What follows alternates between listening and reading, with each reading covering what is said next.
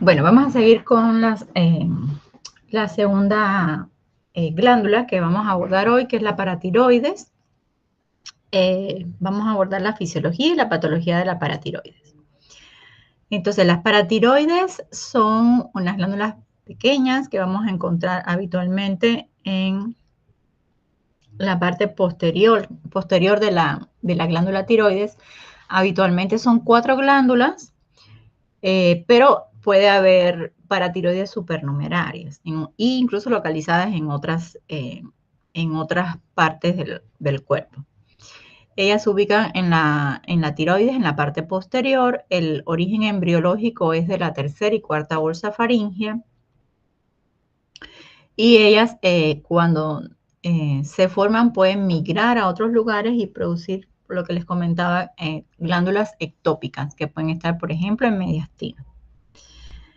En cuanto a los tipos celulares de las paratiroides, van a haber dos células. Las células principales, que son las secretoras de paratormona, y las células auxifílicas, que tienen una función. Ajá. No, disculpe, es que no sé si soy yo, pero ¿usted está proyectando algo? Sí. Yo veo el fin de la clase anterior. Ah, ya. Disculpa. Yo sí, que ya estaba proyectando. A ver, vamos a ver qué hice yo acá.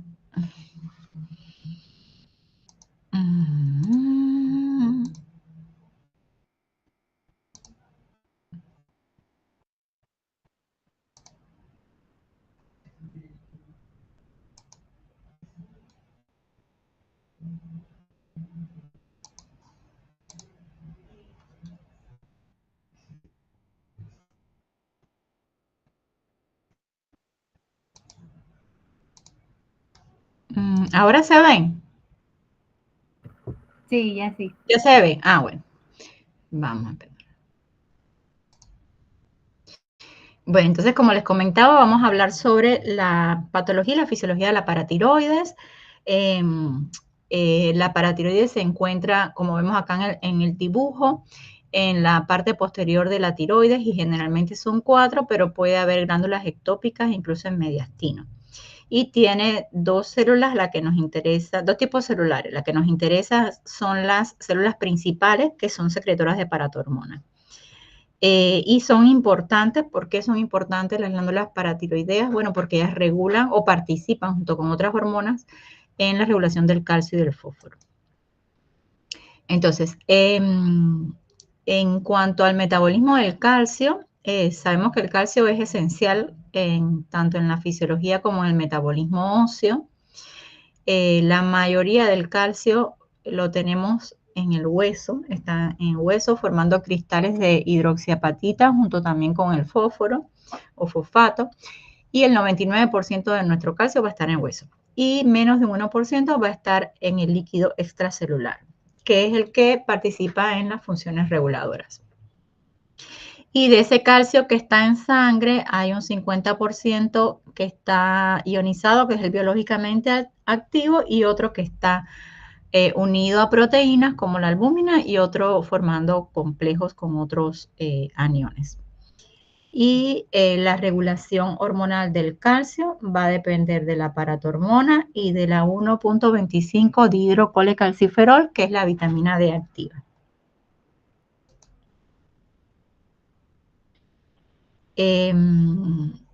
Acá vemos un esquema de cuál es el flujo corporal del calcio. Como habíamos comentado, la mayoría del calcio va a estar en hueso, y en el compartimento extracelular lo que vamos a tener son como 900 miligramos de calcio. Y bueno, ¿cuál es el flujo del calcio? A nivel intestinal se absorben aproximadamente 200 miligramos de calcio al día. De ese calcio, igual se excreta parte de ese calcio o sea, se ingieren 1000. De esos 1000 se absorben solo 200, y el resto, alrededor de 800, se van a eliminar por las heces. Entonces, de ese calcio, una parte va a ser filtrado a nivel renal, y después la mayoría de ese calcio se reabsorbe y regresa otra vez al compartimento extracelular. Y importante que la mayoría del calcio va a estar a nivel del hueso y va a haber un intercambio del calcio del hueso con el calcio del compartimento extracelular, que es bidireccional. Aproximadamente al día ellos se intercambian 500 miligramos de calcio, pero la mayoría del calcio va a estar en hueso. ¿Cómo ocurre la regulación de la secreción de la paratormona por las glándulas paratiroides? El estímulo principal para la secreción de la paratormona es la hipocalcemia.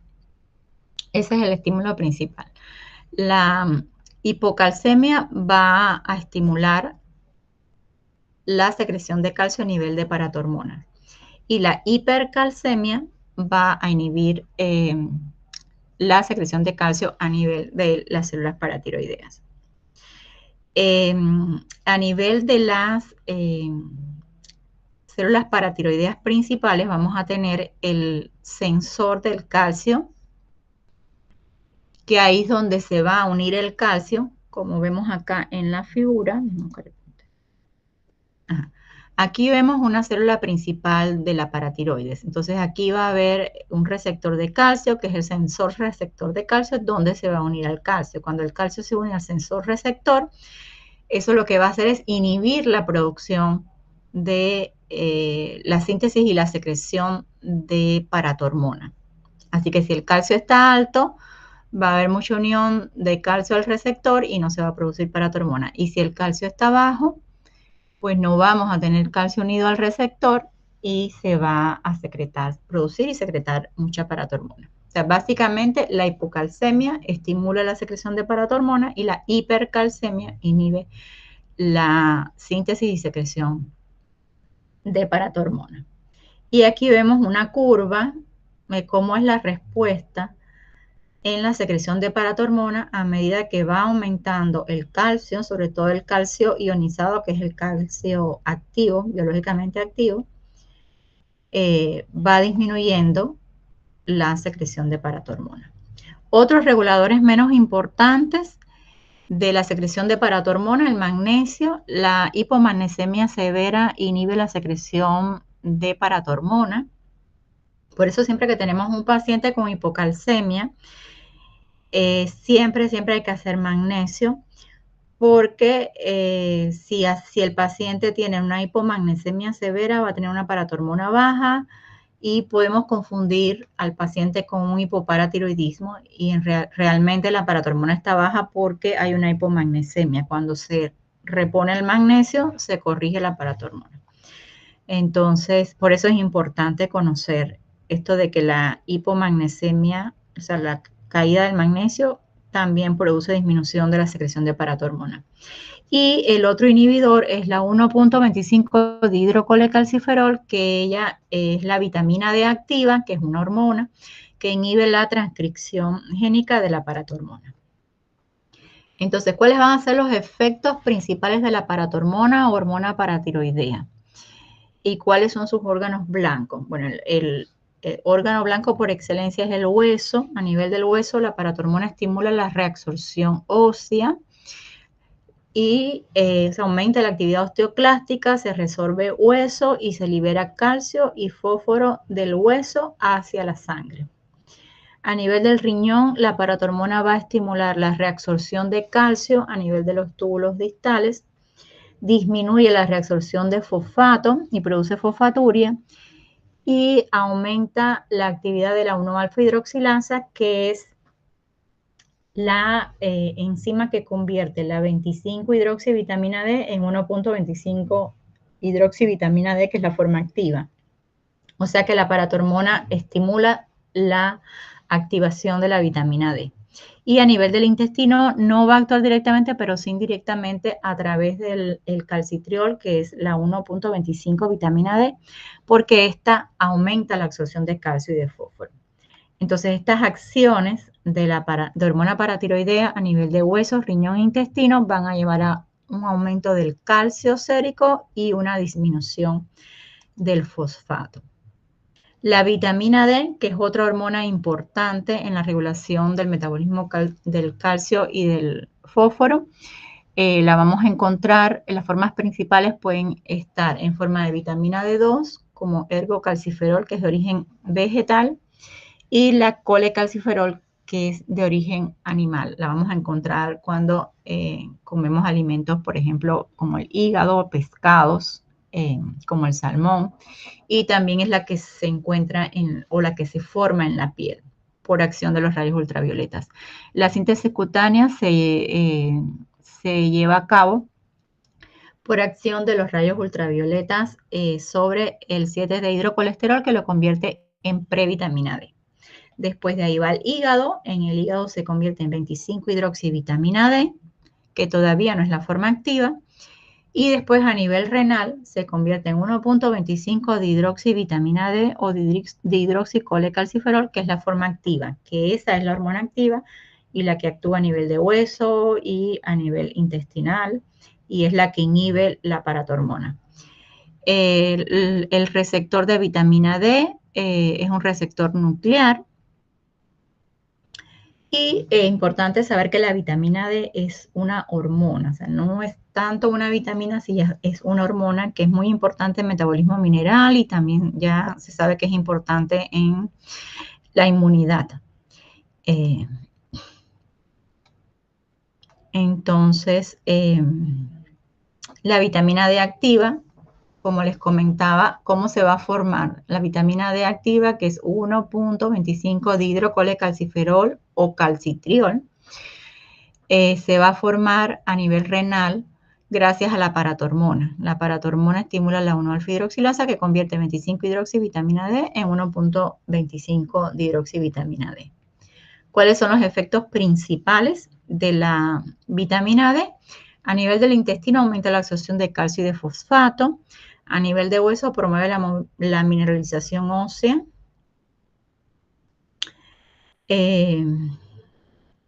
A nivel del riñón aumenta la reabsorción del calcio y produce una reabsorción leve también de fosfato. O sea, ella tiende a aumentar tanto calcio como fósforo a nivel sérico. A diferencia de la paratormona, que lo que hace es aumentar calcio sérico, pero disminuye fosfato sérico. Y bueno, es una de los inhibidores de la secreción de paratiroides, de hormona paratiroidea, por la paratiroides.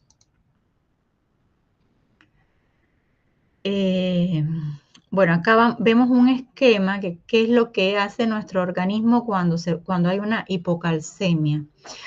Bueno, cuando hay una hipocalcemia, hay menos calcio unido al sensor receptor de calcio en las células principales de la paratormona, y esto va a provocar un aumento en la secreción de paratormona por la paratiroides. Esta paratormona, ¿qué es lo que va a producir? A nivel renal, va a aumentar la reabsorción renal de calcio, va a provocar la conversión de la vitamina D 25-hidroxivitamina D no activa a 1.25 dihidroxivitamina D activa, y esta a su vez va a aumentar la absorción intestinal de calcio.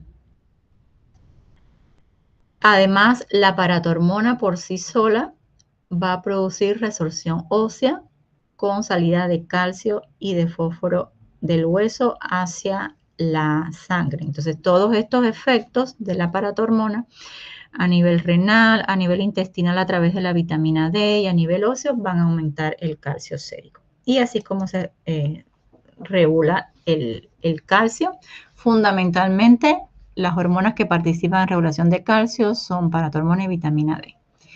El fósforo también es muy importante para el hueso y para los procesos fisiológicos, para la síntesis de ácidos nucleicos, para la mineralización ósea. Igual que el calcio, la mayoría del fósforo corporal está en la matriz ósea en forma de cristales de hidroxiapatita. Solo un 14% está en intracelular, formando ácidos nucleicos y membranas nucleares, y solo un 1% circulante. Y él está regulado por la paratormona, la vitamina D y el factor de crecimiento de fibroblastos 23. Esto es una hormona, el factor de fibroblastos 23 es una hormona que es clave en el metabolismo del fósforo, una hormona que se produce en un órgano que no es una glándula de secreción característica, lo que habíamos visto ayer, hay tejidos que producen hormonas y no son las glándulas típicas, y una de estas es el hueso. Entonces, los osteocitos y los osteoblastos se va a formar esta hormona que se llama factor de crecimiento de fibroblastos 23, que estimula su síntesis, la vitamina D activa, 1.25 dihidrocolecalciferol y el aumento de fosfato sérico. ¿Y cuál es la función? ¿Qué hace esta hormona? Ella inhibe la reabsorción de fosfato a nivel del túbulo renal proximal y disminuye la producción del 1.25 dihidrocolecalciferol en riñón, que es la forma activa de la vitamina D. Entonces, esta hormona lo que va a hacer es disminuir el fosfato, el fósforo sérico. Desde el punto de vista clínico, bueno, las alteraciones a nivel de esta hormona van a producir un raquitismo que se llama raquitismo hipofosfatémico, donde hay una exacerbación en la producción del factor de crecimiento de fibroblastos 23, hay una fosfaturia marcada y este raquitismo. Y hay tumores que producen esta hormona y que van a producir una osteomalacia. Entonces, acá vemos un esquema de cómo se regula el fósforo en el organismo. Cuando hay un aumento del fosfato a nivel de la sangre, se va a estimular la producción de la hormona factor de crecimiento de fibroblastos 23 por los osteoblastos y los osteocitos, y esto va a producir a nivel renal un aumento o una disminución, un aumento en la excreción, una disminución en la reabsorción de fosfato, lo que lleva a una disminución del fosfato sérico, y también va a disminuir la vitamina D activa, lo que va a disminuir la absorción de fosfato a nivel intestinal, y estas dos cosas van a llevar a una disminución del fosfato sérico. Entonces, a su vez, cuando esto es patológico, que es lo que ocurre en el raquitismo hipofosfatémico, esta disminución en la reabsorción renal de fosfato y en la absorción intestinal de fosfato va a producir un hiperparatiroidismo secundario. Aquí tenemos un resumen de la acción de las hormonas, paratormona, vitamina D y factor de crecimiento de fibroblastos y cómo participan en la homeostasis fosforocálcica. La paratormona a nivel del hueso aumenta la reabsorción ósea y libera calcio y fosfato a la sangre. A nivel renal aumenta la reabsorción de calcio y disminuye la reabsorción de fosfato. Aumenta la actividad de la 1-alfa-hidroxilasa, por lo que hay activación, participa en la activación de la vitamina D. Y de forma indirecta, a través de la vitamina D activa o calcitriol, aumenta la absorción de calcio a nivel intestinal. La vitamina D activa, que es la 1.25 dihidrocolecalciferol, va a promover a nivel de hueso mineralización ósea porque aporta calcio y fósforo y estimula la formación de los cristales de hidroxiapatita a nivel de hueso. A nivel del riñón aumenta la reabsorción de calcio y de fosfato, un poco más leve que la del calcio, pero aumenta el fosfato. Y a nivel del intestino también aumenta la absorción intestinal de calcio y de fosfato. O sea que en general aumenta calcio y aumenta fosfato sérico. Y la hormona factor de crecimiento de fibroblastos 23, y a nivel de hueso va a disminuir la mineralización ósea. Tiene una acción fosfatúrica indirecta. A nivel del riñón aumenta la reabsorción, disminuye la reabsorción de fosfato porque hace fosfaturia, provoca fosfaturia y disminuye la formación de calcidiol, que es la forma activa de la vitamina D porque inhibe la 1-alfa hidroxilasa. Y a nivel del intestino también disminuye la absorción de fosfato y de calcio porque disminuye la síntesis de la vitamina D activa o calcitriol. O sea que básicamente esta hormona lo que hace es disminuir el fosfato sérico. Entonces vamos a pasar ya a lo que es la patología de paratiroides, comenzando por el hiperparatiroidismo. La definición es un trastorno caracterizado por secreción aumentada de hormona paratiroidea que va a producir alteraciones en el metabolismo del calcio y del fósforo. El hiperparatiroidismo puede ser primario, que se produce por un aumento en la síntesis y secreción de hormona paratiroidea o paratormona por las glándulas paratiroides y se rompe la retroalimentación por el calcio. O sea, el exceso de calcio ya no va a inhibir la secreción de paratormona. Aquí se rompe una retroalimentación negativa. El hiperparatiroidismo secundario es cuando hay una paratormona elevada como una respuesta fisiológica a una hipocalcemia crónica, como la que vemos en el raquitismo hipofosfatémico, como habíamos mencionado anteriormente, o como la que vemos en insuficiencia renal crónica. Y el hiperparatiroidismo terciario es cuando ya hay una secreción autónoma de paratormona por las glándulas paratiroideas. Ellas se vuelven autónomas cuando hay una estimulación prolongada en el hiperparatiroidismo secundario. Eso se puede ver en pacientes con insuficiencia renal crónica también. El más frecuente es el hiperparatiroidismo primario. La causa de hiperparatiroidismo primario más frecuente es el adenoma paratiroideo. También puede haber hiperplasia de las 4 glándulas y el carcinoma paratiroideo, que es raro. Entonces, si nos recordamos de cómo funciona la hormona paratiroidea o paratormona, como habíamos explicado anteriormente, vamos a entender cuáles son las afectaciones y cuál es la fisiopatología del hipertiroidismo. Hay un aumento en la secreción de paratormona, ya sea por el adenoma paratiroideo o por las glándulas paratiroideas hiperplásicas, y esto va a producir un aumento en la reabsorción ósea, un aumento en la reabsorción renal de calcio y un aumento en la vitamina D activa. Entonces, todo esto va a llevar a una hipercalcemia con hipofosfatemia, que va a ser la característica clínica del hiperparatiroidismo primario. Las manifestaciones clínicas puede ser asintomático cuando se diagnostica una hipercalcemia en exámenes de rutina. Y el cuadro clínico básico va a depender de manifestaciones a nivel de hueso, de manifestaciones a nivel renal, a nivel de intestino y alteraciones a nivel psíquica.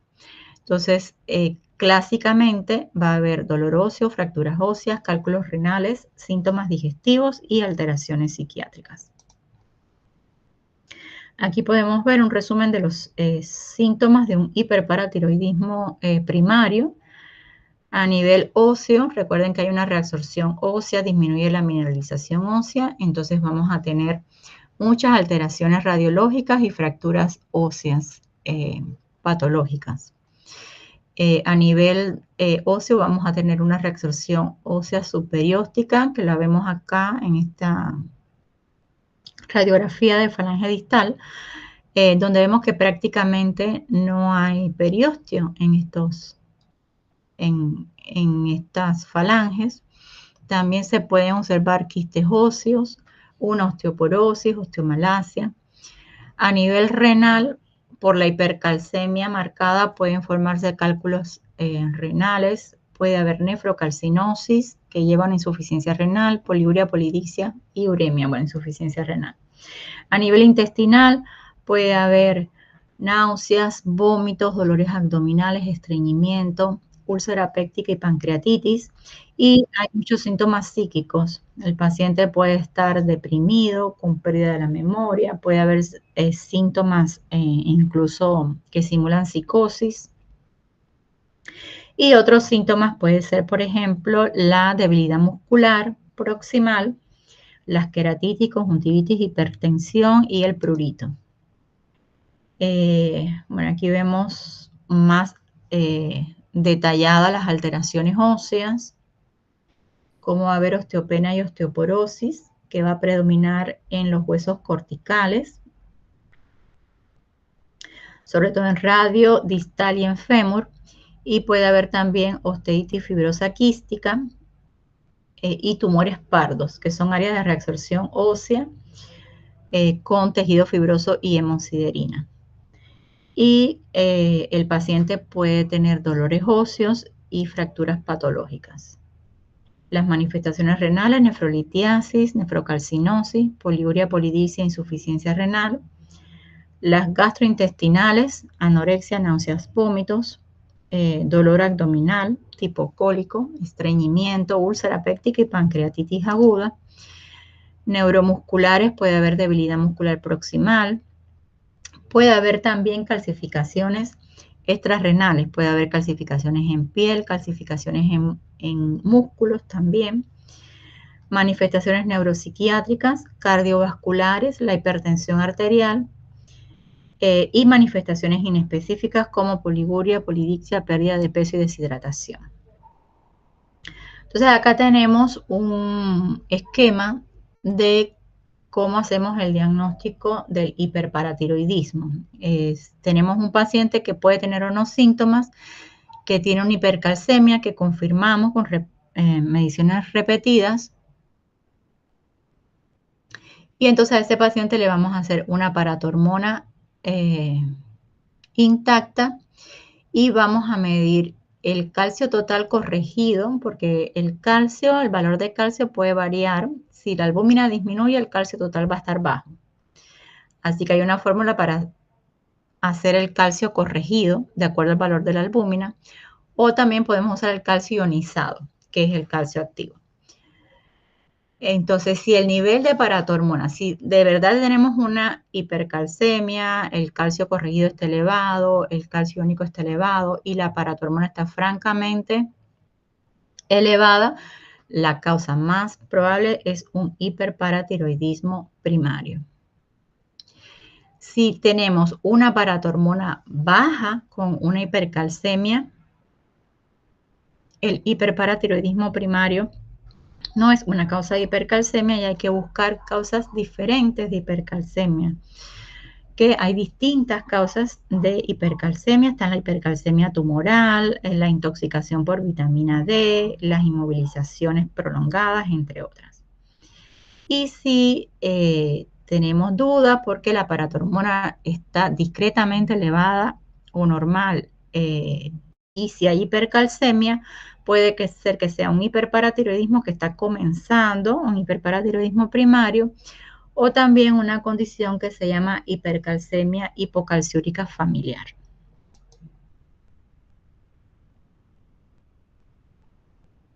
Acá tenemos, bueno, las causas de hipercalcemia, como les había comentado.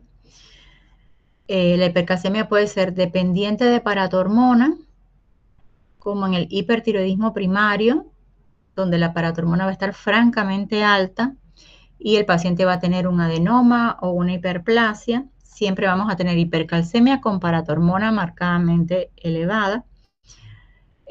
O si es un hiperparatiroidismo que está comenzando, podemos tener una hipercalcemia con una paratormona inapropiadamente normal. ¿Por qué? Porque a veces la respuesta normal de la paratormona a la hipercalcemia debería estar baja. Entonces, puede ser que sea un hipertiroidismo que está comenzando. En el hipertiroidismo terciario, que es el paciente que, por ejemplo, tiene insuficiencia renal, que hace un hiperparatiroidismo secundario y que después las glándulas se hacen autónomas y hacen un verdadero hiperparatiroidismo, también el paciente va a tener el calcio alto y la paratormona generalmente sí va a estar muy elevada. Se ve más que todo en enfermedad renal crónica. El litio también puede causar una hipercalcemia, donde la paratormona puede estar normal o alta. Y acá lo que se produce es un hiperparatiroidismo funcional. Se desplaza el set point del sensor receptor de calcio, lo que quiere decir que el calcio tiene que estar mucho más alto para inhibir la secreción de paratormona. Y está la hipercalcemia hipocalciúrica familiar, donde vamos a tener una hipercalcemia con una paratormona normal o discretamente elevada. Esos pacientes tienen una mutación inactivante del receptor sensor de calcio. Entonces, ¿qué es lo que ocurre? Va a haber una hipercalcemia leve con hipocalciuria. Estos pacientes es importante diagnosticarlos para evitar cirugías, porque estos pacientes generalmente no tienen complicaciones. Y están las causas de hipercalcemia no dependientes de paratormona, que son múltiples, como les decía, puede ser por neoplasias, mieloma múltiple, inmovilización prolongada, pacientes que se intoxican con vitamina D, enfermedad de Addison, hipertiroidismo, pacientes con tuberculosis, algunos fármacos como las tiazidas, la intoxicación por vitamina A. Entonces, ¿cómo hacemos el diagnóstico del hiperparatiroidismo primario?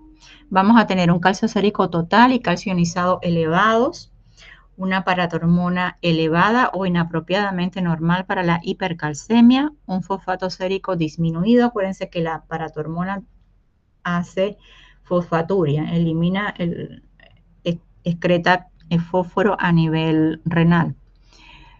La calciuria, el calcio a nivel de la orina va a estar normal aumentado, y la vitamina D la podemos encontrar normal o baja porque puede coexistir, disculpen, y pasa en la práctica clínica que el paciente tenga un déficit de vitamina D, que es bien frecuente en nuestro medio, y que además tenga un hiperparatiroidismo. O sea, no tiene mucho valor la determinación de vitamina D, más bien la hacemos para descartar hipercalcemia por intoxicación por vitamina D. Y la 1.25 de hidrocolecalciferol, que es la forma activa de vitamina D, puede estar normal o elevada. Acuérdense que la paratormona estimula la formación de forma activa de vitamina D. Entonces, una vez que hacemos el diagnóstico bioquímico, vamos a las imágenes. Importante la ecografía, a veces tomografías computarizadas de cuello, y la gammagrafía con sestamibi. El sestamibi es captado preferencialmente por las glándulas paratiroideas y también glándulas salivales, y nos permite también hacer el diagnóstico. Y lo otro que vamos a hacer importante en estos pacientes es una densitometría ósea, porque estos pacientes tienen osteoporosis. El tratamiento del hiperparatiroidismo va a ser quirúrgico, y se recomienda este tratamiento sobre todo en pacientes con síntomas, pacientes menores de 50 años, porque ¿qué es lo que pasa? A veces, si es un paciente de edad avanzada que no está sintomático y que el hiperparatiroidismo es leve, es probable que demos seguimiento, no hagamos cirugía. Pero si es un paciente mayor de 50 años y es una persona que no tiene comorbilidades y que tiene un hiperparatiroidismo florido, también va a paratiroidectomía. Si el calcio está más de 1 miligramo por decilitro encima de lo normal, si le hacemos una densitometría y el paciente tiene osteoporosis, o si el filtrado glomerular está disminuido, o sea, ya el paciente tiene daño renal o tiene litiasis. Cuando vamos a dejar al paciente en observación en casos asintomáticos seleccionados. Y las medidas farmacológicas, en lo que le hacemos la cirugía al paciente, es hidratar al paciente para disminuir la hipercalcemia, evitar el uso de diuréticos tiacídicos. El Cinacalcet es una opción si el paciente no se le puede hacer cirugía, y los bifosfonatos se utilizan para el tratamiento de la osteoporosis asociada. Entonces, las conclusiones claves: el hiperparatiroidismo primario es la principal causa de hipercalcemia en pacientes ambulatorios. Su diagnóstico se basa en una combinación de hipercalcemia con paratormona elevada y el manejo definitivo va a ser el quirúrgico. El hiperparatiroidismo secundario, vamos a hablar rápidamente de la etiología más frecuente de enfermedad renal crónica. Entonces, ¿qué es lo que pasa en un paciente con enfermedad renal crónica? El paciente con enfermedad renal crónica va a tener disminución en la conversión de 25-hidroxivitamina D a 1.25 hidroxivitamina D, que es la activa. Como hay disminución de la vitamina D activa, hay disminución en la absorción intestinal de calcio, hay retención de fosfato por la misma insuficiencia renal y esto va a disminuir el calcio sérico porque el calcio ionizado, porque el calcio sérico se une a ese fosfato y forma sales que disminuyen más aún el calcio ionizado, que es el biológicamente activo, y esta hipocalcemia va a producir una estimulación de la secreción de paratormona y va a producir una hiperplasia de las paratiroides. Entonces, en este caso, el hiperparatiroidismo es una consecuencia de una hipocalcemia mantenida, no es la causa. Entonces, en este caso, a diferencia del hiperparatiroidismo primario, vamos a tener un calcio sérico normal o bajo, porque esto es lo que nos produce la hiperplasia paratiroidea y la elevación de la paratormona. Una paratormona elevada, un fosfato alto y una vitamina D y formas tanto 25 hidroxivitamina D como 1.25 hidroxivitamina D van a estar bajas. En la clínica, un paciente con insuficiencia renal crónica tiene una osteodistrofia renal caracterizada por fracturas, deformidades, dolor óseo. Son pacientes que pueden tener curvatura a nivel de las piernas, se ven las piernas curvadas por la osteomalacia. Hay calcificaciones vasculares y en tejidos blandos. Y si no se controla este hiperparasecundario, evoluciona al hiperparaterciario. Y ahí entonces ya se presenta la hipercalcemia. El hiperparaterciario se produce por la evolución del secundario en un paciente con enfermedad renal crónica cuando las glándulas se vuelven autónomas. Aquí entonces ya se eleva el calcio también, además de la paratormona.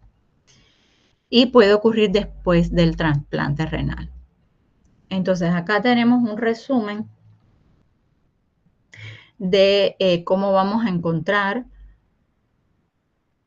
la paratormona, el calcio sérico, el fosfato sérico y la 1.25 dihidrocolecalciferol en las diferentes patologías de paratiroides, tanto en el hiperpara primario, el secundario terciario, como en el hipopara, que es lo que vamos a ver ahora, en el pseudo hipopara y en el hipopara por hipomagnesemia. Entonces vamos a pasar al hipoparatiroidismo, que es un trastorno caracterizado por deficiencia de hormona paratiroidea que va a alterar la regulación tanto de calcio, fósforo como vitamina D. Y bueno, ¿qué es lo que ocurre? Normalmente, si recordamos de la fisiología, la paratormona a nivel de hueso resorbe calcio y fósforo hacia la sangre. A nivel del riñón aumenta la reabsorción de calcio y activa la vitamina D. Y a nivel intestinal aumenta la absorción de calcio dependiente de vitamina D. Entonces, si tenemos un hipoparatiroidismo y no hay paratormona, ninguna de estas acciones se va a llevar a cabo y vamos a tener como consecuencia una hipocalcemia con hiperfosfatemia y disminución del calcitriol, que es la forma activa de la vitamina D. ¿Cuál es la etiología del hipoparatiroidismo? El 80% de los hipoparatiroidismos son postquirúrgicos, pacientes que se le hace tiroidectomía total, por ejemplo, por un cáncer de tiroides. Puede ser transitorio cuando solo hay lesión de la paratiroides, inflamación postquirúrgica y después las paratiroides se recuperan, o permanente si con la tiroidectomía también se quitan las paratiroides.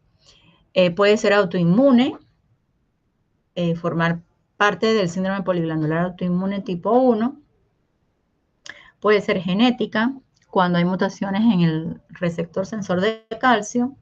Puede estar asociado a síndromes genéticos como el síndrome de DiGeorge, o puede ser secundaria a radioterapia cervical, infiltración de las glándulas o infecciones. En el caso de que exista una hipomagnesemia severa, va a haber una inhibición en la secreción y en la acción de la paratormona. Recuerden que dijimos que inhibe la secreción de paratormona, la vitamina D activa y la hipomagnesemia. Entonces, la hipomagnesemia severa lo que va a producir es un hipoparatiroidismo funcional. Una vez que corregimos la hipomagnesemia, se recupera la paratiroides. El pseudohipoparatiroidismo es un paciente que va a tener el mismo cuadro clínico de un hipoparatiroidismo con hipocalcemia, hiperfosfatemia y disminución de la vitamina D activa, pero va a tener niveles elevados de paratormona, porque lo que va a haber es una resistencia a nivel tisular. ¿Qué es lo que le habíamos mencionado ayer?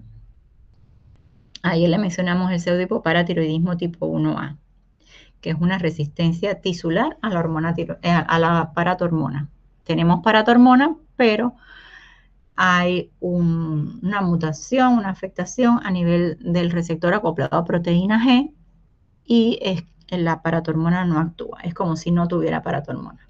Entonces el paciente va a tener una paratormona elevada con hipocalcemia e hiperfosfatemia y va a tener un fenotipo característico, talla baja, obesidad, acortamiento de los metacarpianos. Aquí tenemos cuáles son los niveles normales de calcio. Siempre les digo que hay que guiarse por los valores de referencia de cada laboratorio. Y cómo corregimos el calcio por albúmina sérica. Si tenemos un paciente desnutrido y le hacemos un calcio, nos va a venir bajo, pero eso no quiere decir que el paciente tenga una hipocalcemia real. Se hay que corregir. ¿Cómo se hace el calcio corregido? Es el calcio medido en sangre menos el valor de la albúmina menos 4. Por ejemplo, tengo un paciente con un calcio en 7, pero es un paciente desnutrido, tiene una albúmina en 2. Entonces, el calcio corregido sería 7 menos el calcio medido,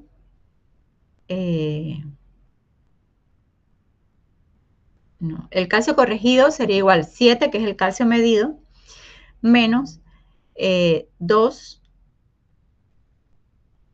que es el valor de la albúmina, y a esto le menos 4. Entonces, menos más menos es menos y menos es más, ¿no? Entonces, 7 más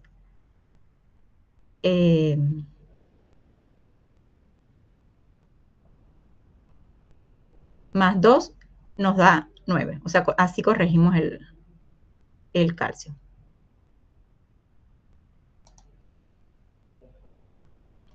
Estos son los valores normales del fosfato sérico, los valores normales de vitamina D, tanto la vitamina D activa, que es 1.25, 25 hidroxivitamina D y paratormona.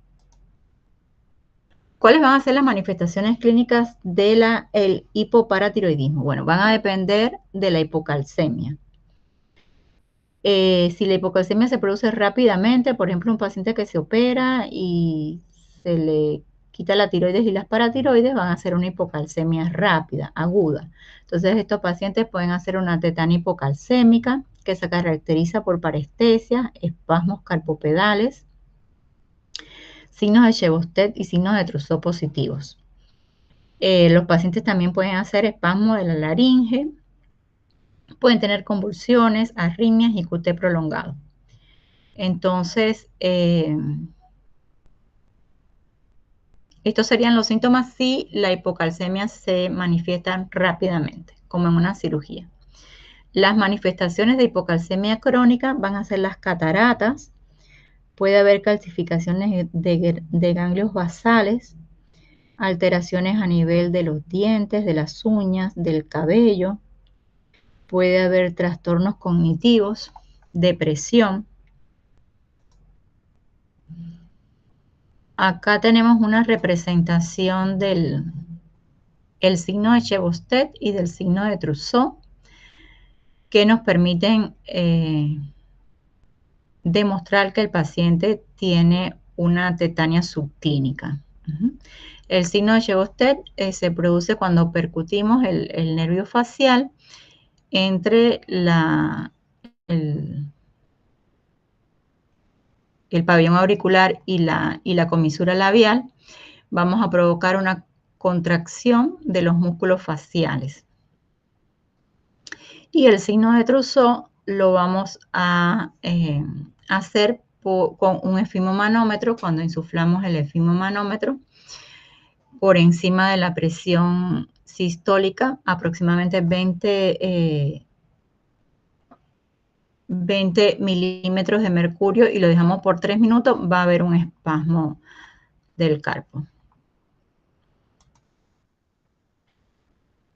¿Cómo hacemos el diagnóstico del hipoparatiroidismo? Por la clínica y por los laboratorios. Vamos a encontrar hipocalcemia, hiperfosfatemia, la paratormona va a estar disminuida, inadecuadamente normal o francamente baja. Recuerden que si el calcio está bajo, la paratormona tiene que subir. Entonces, si tenemos un calcio sérico bajo con una paratormona inadecuadamente normal, también es diagnóstico de hipoparatiroidismo. La forma activa de la vitamina D, que es 1.25 de hidrocolecalciferol, está disminuida, y la 25 vitamina D puede estar normal o baja. El paciente, como les comentaba, puede ser deficiente de vitamina D, que es bastante común en nuestro medio, y además tener un hipopara. Otros laboratorios importantes, el magnesio, para verificar que no sea un hipoparatiroidismo funcional, que lo que sea que sea una hipomagnesemia, corregimos el magnesio y ya el paciente mejora. En el electrocardiograma vamos a encontrar un QT prolongado. El calcio y la creatinina en orina la hacemos más que todo cuando ya el paciente está en tratamiento, para evitar que el sobretratamiento del paciente provoque hipercalciuria, cálculos renales. En algunos casos, los pacientes se les indica estudios genéticos. Y importante tener en cuenta que si el paciente tiene calcio bajo con fosfato elevado y síntomas de tetania, síntomas de hipocalcemia crónica y tiene una paratormona elevada, lo que tiene es un pseudo hipoparatiroidismo. En ese caso, sí, el paciente debe ser referido a genética para hacer estudios genéticos. Acá, bueno, ya esto lo habíamos visto, cómo se hace el algoritmo diagnóstico de la hipocalcemia. Se confirma la hipocalcemia, ya sea haciendo un calcio ionizado o haciendo un calcio corregido. Se mide la paratormona. Si la paratormona está baja, la causa de hipocalcemia es un hipoparatiroidismo. Si la paratormona está alta, se debe sospechar un pseudo hipoparatiroidismo, o puede ser que el paciente tenga una deficiencia de vitamina D. Es importante medir fosfato y 25-hidroxivitamina D. Si el fosfato está disminuido y la vitamina D está disminuida, el paciente tiene una deficiencia de vitamina D. Si el fosfato está elevado y la vitamina D está disminuida y la forma activa de vitamina D está disminuida, lo que tiene el paciente es un pseudohipoparo.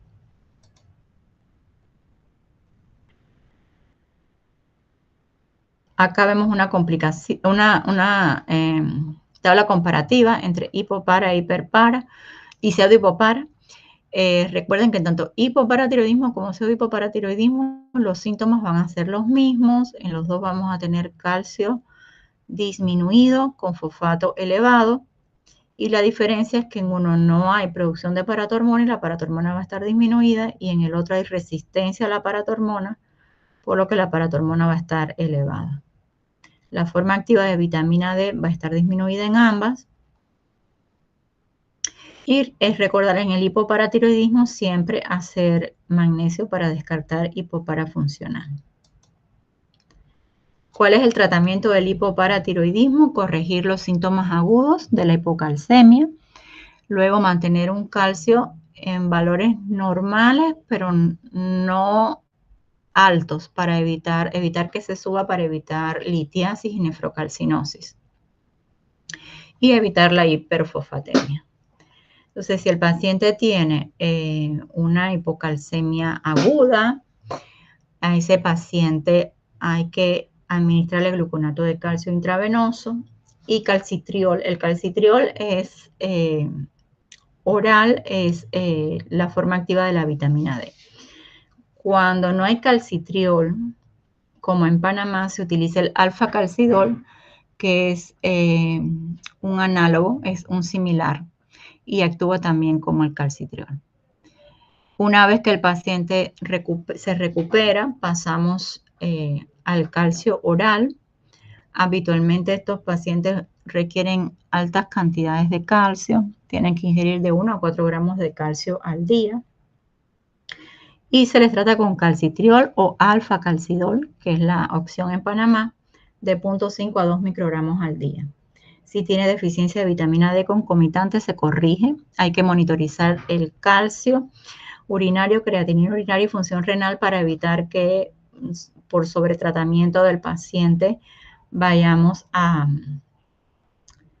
producir una complicación de nefrocalcinosis. Y hay nuevas terapias, que es la paratormona recombinante, que se utiliza en algunos pacientes.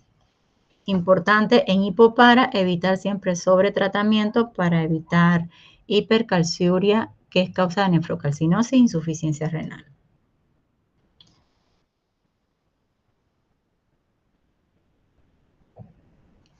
Bueno, acá ven un cuadro, esto más o menos ya se los he ido diciendo, de cómo se maneja cómo se hace el diagnóstico de la hipocalcemia y cómo se trata la hipocalcemia.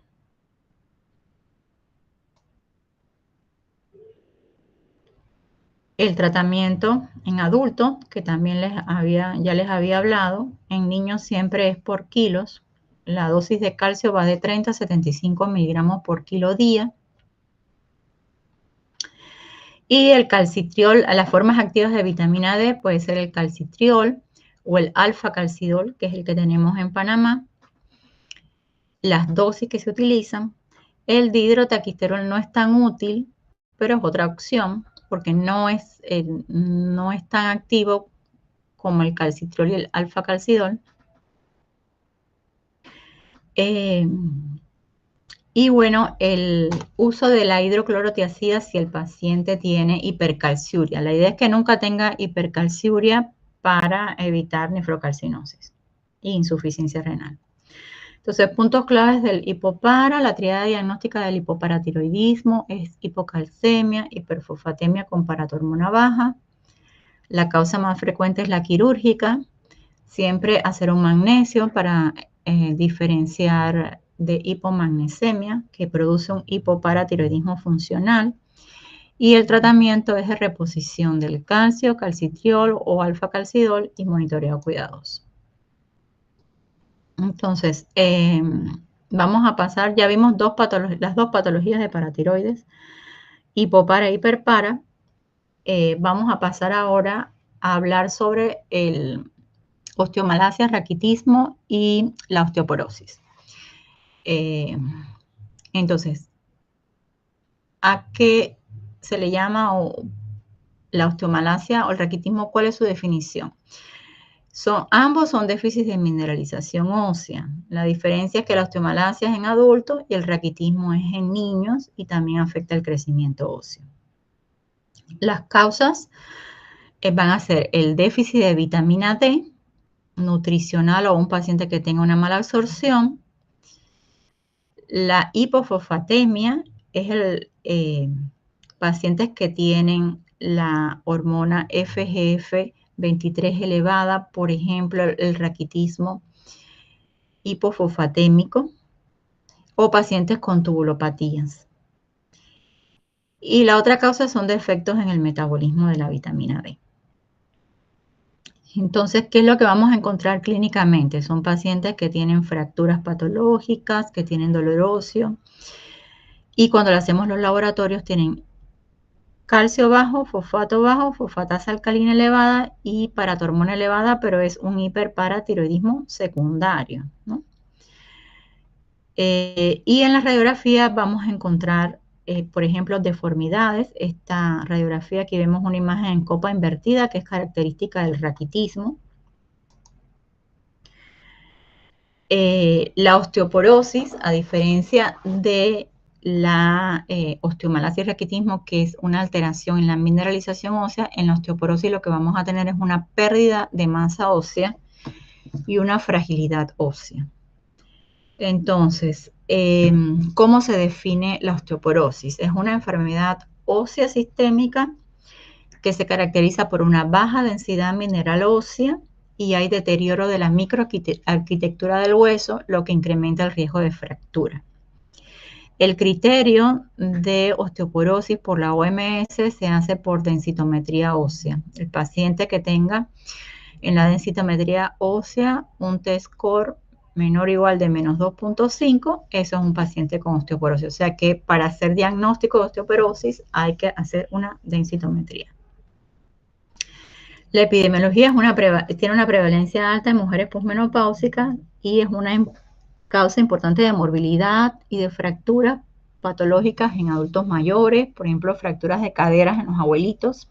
Generalmente lo que tienen de base es una osteoporosis. Los factores de riesgo: edad, menopausia, corticoides, sedentarismo o malnutrición. ¿Y cuál es la importancia del diagnóstico precoz? Evitar fracturas vertebrales, fracturas de la cadera y fracturas de muñeca. Entonces, ¿cuál es la fisiopatología de la osteoporosis? En la osteoporosis hay un desequilibrio entre la reabsorción ósea y la formación ósea. O sea, constantemente en el hueso va a estar habiendo reabsorción ósea por actividad osteoclástica y formación ósea por los osteoblastos. Pero en el caso de la osteoporosis se produce un desbalance, más reabsorción ósea que formación ósea. ¿Y cuáles son los factores contribuyentes? Bueno, en el caso de la mujer, la disminución de los estrógenos en la menopausia, que aumenta lo que es la reabsorción ósea, el remodelado óseo, el envejecimiento, el uso de glucocorticoides, la inmovilización prolongada, el alcoholismo y la malnutrición. ¿Y cuáles son los sitios que más se afectan? Columna y el radio distal y la cadera. Hay innumerables causas de osteoporosis, incluyendo drogas, muchos desórdenes endocrinos que dan osteoporosis, desde acromegalia, insuficiencia adrenal, el síndrome de Cushing que vimos ayer, la diabetes mellitus mal controlada, los desórdenes alimentarios, la endometriosis, el hiperparatiroidismo que acabamos de ver, el hipertiroidismo que también acabamos de ver, el hipogonadismo y la hiperprolactinemia. También desórdenes gastrointestinales, sobre todo el alcoholismo, la enfermedad hepática por alcohol, enfermedad celíaca, pacientes que se les hace bypass, yeyuno iliar, síndromes de malabsorción, y también enfermedades como leucemia, hemofilia, linfoma, trasplantes óseos y desórdenes genéticos.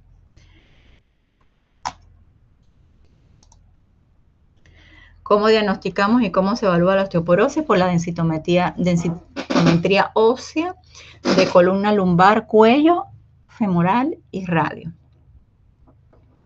¿Cuáles van a ser los marcadores de remodelación ósea? Que eso no lo utilizamos mucho. Marcadores de formación ósea son la osteocalcina, el P1NP, que es el propéptido N-terminal de procolágeno de tipo 1 y la fosfatasa alcalina. Y los marcadores de reabsorción ósea son el telopéptido C y telopéptido N. Hay herramientas complementarias, que son las calculadoras FRAX, que nos permiten evaluar el riesgo de fractura en pacientes a 10 años, y el laboratorios que se realizan para buscar sobre todo causas secundarias de osteoporosis. El calcio, la paratormona, el fosfato, la vitamina D, las pruebas de función tiroidea y las pruebas de función renal. La densitometría ósea es el método estándar para evaluar la densidad mineral ósea. En este caso se utilizan 2 haces de rayos X con diferentes niveles de energía para calcular la cantidad de mineral óseo y permite diagnosticar osteoporosis, evaluar riesgo de fractura y monitorizar respuesta al tratamiento. ¿Cuáles son los sitios que se evalúan? Columna lumbar de L1 a L4, el cuello femoral y la cadera, y el radio distal. Sobre todo radio distal en pacientes con hiperparatiroidismo, porque cuando si tienen familiares que se les haya indicado una densitometría, generalmente hace solamente columna lumbar y cuello femoral y cadera total. Entonces, hay parámetros para medir la densidad mineral ósea con la densitometría. En el caso de las mujeres posmenopáusicas y los hombres mayores de 50 años utilizamos el T-score, y en el caso de mujeres premenopáusicas y en los niños utilizamos el Z-score. ¿Cuáles van a ser los criterios diagnósticos de osteoporosis según la OMS utilizando el T-score? Si en la densitometría ósea el T-score nos da mayor o igual que -1, el paciente no tiene osteoporosis. Si está entre -1 y -2.4, tiene una osteopenia, no llega todavía a osteoporosis, pero estos pacientes también hay que tratarlos. Si tiene una densidad mineral ósea menor o igual que 2.5, tiene una osteoporosis. Y si además de esto tiene una fractura, es una osteoporosis establecida. Acá vemos cómo se ve una densitometría ósea, en este caso de columna lumbar. Y este paciente, por ejemplo, tiene una osteopenia. No llega a osteoporosis, pero está en osteopenia. ¿A quiénes le vamos a solicitar densitometría? Todas las mujeres mayores de 65 años, hombres mayores de 70, sin factores de riesgo. Y la vamos a solicitar antes si son mujeres posmenopáusicas menores de 65 años u hombres de 50 a 69, pero que sí tienen factores de riesgo.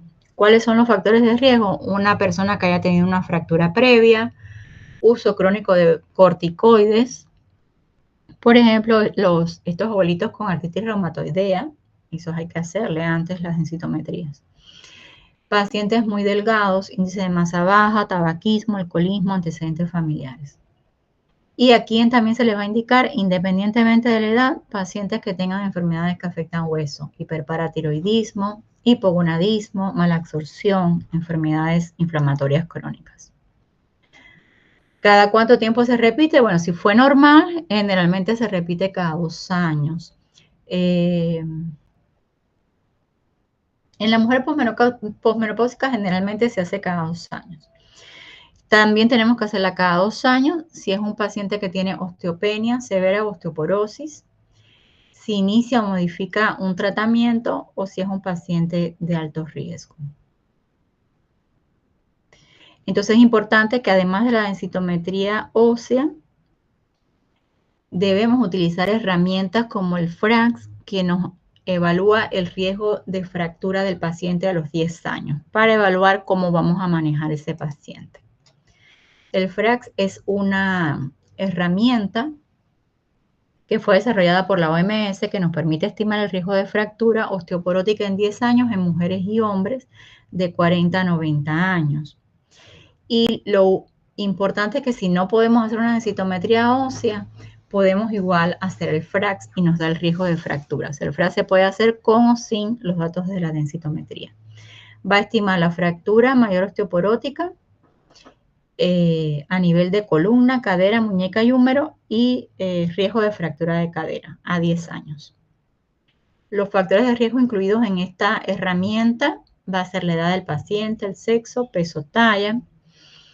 Si tenemos una densitometría también se incluye para hacer el score y medir el FRAX. Si hay antecedentes de fractura de fragilidad, también es otro dato que se introduce. Si hay fractura de cadera de madre o padre, tabaquismo, uso de glucocorticoides, enfermedades como artritis reumatoidea, consumo de alcohol, y no incluye datos de laboratorio. Es algo básicamente clínico. Si tienes una densitometría, lo puedes incorporar y te da más valor, y si no, pueden hacérselo al familiar sin necesidad de densitometría. Entonces, ¿para qué nos sirve el FRAX? En la práctica clínica, en pacientes con osteopenia, que son los que tienen un T-score entre -1 y -2.5, nos ayuda a decidir si ese paciente debe iniciar tratamiento con bifosfonatos o no. En pacientes que no tienen acceso a densitometría, se puede usar solo para evaluar riesgo de fractura a 10 años.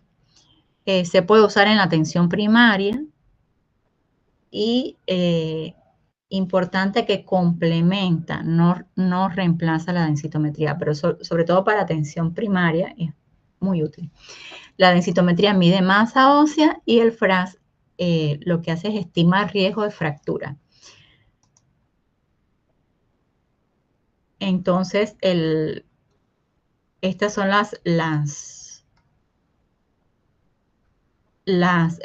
interpretaciones del FRAX. El FRAX lo vamos a interpretar como paciente con bajo riesgo de fractura, riesgo intermedio y riesgo alto, de acuerdo al porcentaje que nos dé el cálculo. Bajo riesgo si tiene menos de 10% de fractura mayor osteoporótica y menos de 1% de cadera. Alto riesgo si tiene más del 20% y más del 3% de fractura mayor osteoporótica y fractura de cadera respectivamente. Y riesgo intermedio. Entonces, esto es un ejemplo del FRAX que lo pueden buscar en la internet en esta dirección, y con esto se puede calcular, y es gratis, se puede calcular el FRAX. Entonces, por ejemplo, una mujer de 67 años se le hizo una densitometría y tiene un T-score de cuello femoral en -2.1, eso está en osteopenia. No sabemos si la vamos a tratar como una osteoporosis porque tiene riesgo de fractura o no. Le vamos a hacer un FRAX.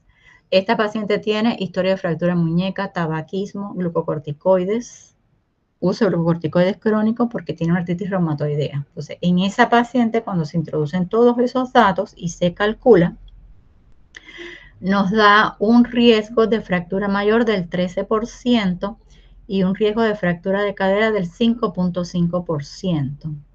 Entonces, ese paciente tiene un alto riesgo de fractura, así que ese paciente, la recomendación es iniciar tratamiento farmacológico.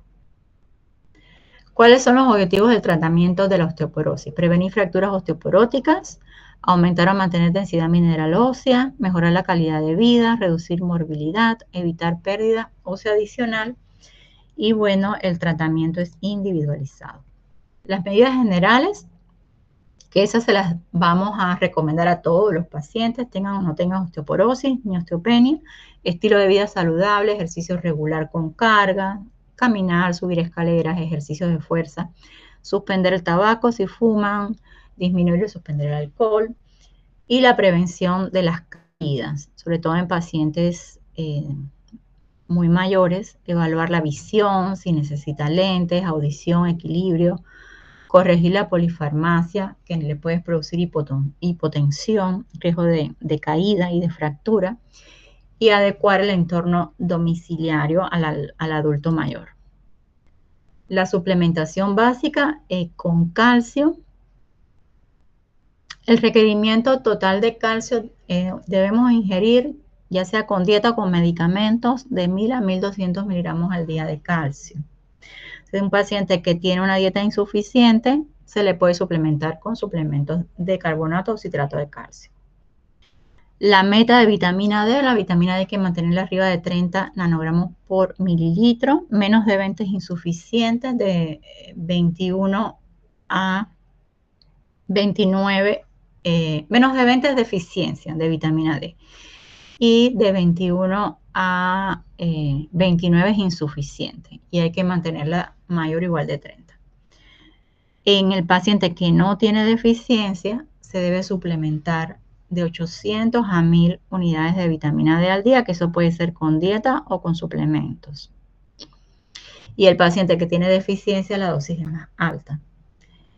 Importante que el paciente que ya tiene osteoporosis, la suplementación sola no es suficiente, ¿no? Pero es esencial para evitar mayor complicación. Entonces, ¿qué usamos en los pacientes con osteoporosis o con osteopenia que tienen un FRAX aumentado? Vamos a usar fármacos. Los primeros fármacos de primera línea son los bifosfonatos. Tenemos distintos tipos de bifosfonato, alendronato, risedronato y vandronato que son orales. El solendronato que es intravenoso. Y su mecanismo de acción es que inhiben la actividad de los osteoclastos. Si recordamos, la osteoporosis se produce por un desbalance entre la actividad de los osteoclastos y los osteoblastos. Entonces, el uso de los antirresortivos disminuye el riesgo de fractura vertebral y no vertebral. Ellos tienen efectos adversos, sobre todo gastrointestinales. Se deben tomar en ayuna, el paciente debe estar de pie, o sea, sin acostarse, sentado o de pie, 1 hora después de haber tomado el medicamento. O sea, tiene sus efectos adversos, pero son muy útiles. Y es la primera línea de tratamiento. La segunda línea de tratamiento es el denosumab, que es un anticuerpo monoclonal contra el receptor activador del factor kappa B ligando, que es un factor de diferenciación de osteoclastos. El denosumab se usa subcutáneo cada 6 meses y es muy útil en pacientes en los que está contraindicado los bifosfonatos, pacientes que tienen muchos efectos adversos, que no los toleran, o pacientes renales. Y es importante que el paciente, una vez que empieza a inyectarse el denosumab, no puede parar, porque si para, hay un rebote y el paciente puede hacer más osteoporosis. Y también utilizamos los fármacos anabólicos, que son los fármacos que estimulan formación ósea. Los bifosfonatos y el denosumab disminuyen la actividad de los osteoclastos, o sea, disminuyen la reabsorción ósea. Y los anabólicos lo que hacen es estimular formación ósea. Ahí tenemos el teriparatida, que se utiliza subcutáneo, diario por 24 meses, aumenta la formación ósea. Es más potente que los antirreabsortivos y se utiliza en osteoporosis severa o con pacientes con fracturas múltiples. Y el romosozumab es un anticuerpo monoclonal contra la esclerostina y tiene una acción anabólica y antirreabsortiva. Se utiliza subcutáneo mensual durante 12 meses. Entonces, está indicado en pacientes que tienen, sobre todo pacientes con alto riesgo de fractura, mujeres posmenopáusicas, pacientes con riesgo cardiovascular, con antecedentes recientes. Y importante que la terapia anabólica es por un tiempo limitado, el rozosumab por 12 meses, o sea, 1 año, y la teriparatida por 2 años. Después del anabólico hay que continuar con terapia antirreabsortiva. La selección del tratamiento va a depender del tipo de paciente. Por ejemplo, si es un paciente con bajo riesgo de fractura por FRAX o una osteopenia leve, puede ser que le demos solo medidas generales, calcio y vitamina D. Si es un paciente con osteoporosis por la densitometría, sí va a usar bifosfonato, ya sea oral o intravenoso. Si el paciente no tolera bifosfonato o tiene enfermedad renal crónica, nos vamos con denosumab. Si el paciente tiene fracturas múltiples o osteoporosis severas, teriparatida o rozosumab, seguido después por un antirreabsortivo. Y si el paciente tiene osteoporosis inducida por glucocorticoide, es útil el alendronato o el risendronato. El seguimiento y evaluación, la densitometría cada 1 o 2 años para ver respuesta. Se pueden usar los marcadores de recambio óseo, aunque no se utilizan mucho. La duración del tratamiento, los bifosfonatos, el paciente que inicia con bifosfonato se puede reevaluar a los 3-5 años y se considera un descanso terapéutico. Si está mejor, después se reinicia. Con el denosumab no se puede suspender bruscamente, hay que cambiar a otro medicamento. ya sea un bifosfonato o un anabólico. Y los anabólicos se utilizan solamente de 12 a 24 meses. Se debe reevaluar periódicamente el paciente por la clínica y también el FRAX.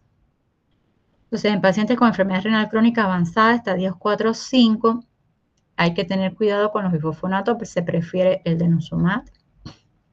En los hombres con osteoporosis, por ejemplo, por un hipogonadismo, la estrategia es igual que las mujeres y siempre hay que evaluar causas secundarias, hipogonadismo, alcoholismo, corticoides. Y en la osteoporosis secundaria, alguna enfermedad, hay que tratar la causa subyacente, por ejemplo, si es un Cushing, tratar el Cushing, si es una malabsorción, tratar la malabsorción. Entonces, bueno, hasta aquí terminamos antes. Voy a dejar de compartir la pantalla y vamos a encender